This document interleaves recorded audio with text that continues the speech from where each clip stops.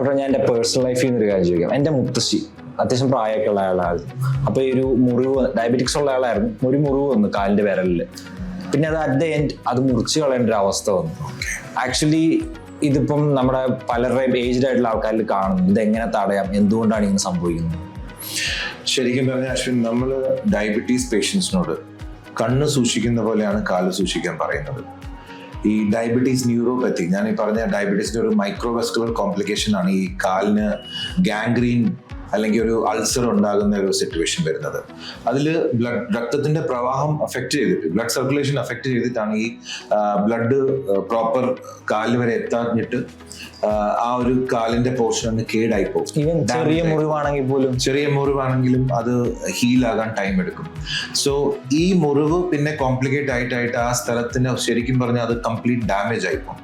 അത് കാരണമാണ് ആ ഒരു ഏരിയ എടുത്ത് മാറ്റിക്കളയേണ്ട, അത് കട്ട് ചെയ്ത് കളയേണ്ട ഒരു കണ്ടീഷൻ വരുന്നത്. ശരിക്കും പറഞ്ഞാൽ ഞാൻ എപ്പോഴും പറയുന്ന ഒരു കാര്യമാണ്, സൂചി കൊണ്ടെടുക്കുന്ന ഒരിക്കലും തൂമ്പ കൊണ്ട് എടുക്കേണ്ട ആവശ്യം വരരുത്.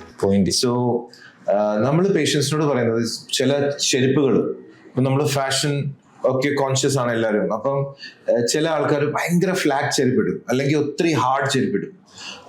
അത് നമ്മൾ ഒരിക്കലും എൻകറേജ് ചെയ്യത്തില്ല. ഡയബറ്റിക്സ് ആണെങ്കിൽ you have to use proper, നമ്മുടെ കൈയുടെ ഈ വൈറ്റ് ഏരിയ അല്ലേ, സോഫ്റ്റ് അല്ലേ, അതേപോലെയാണ് നമ്മുടെ പാദത്തിൽ ആയിരിക്കണം.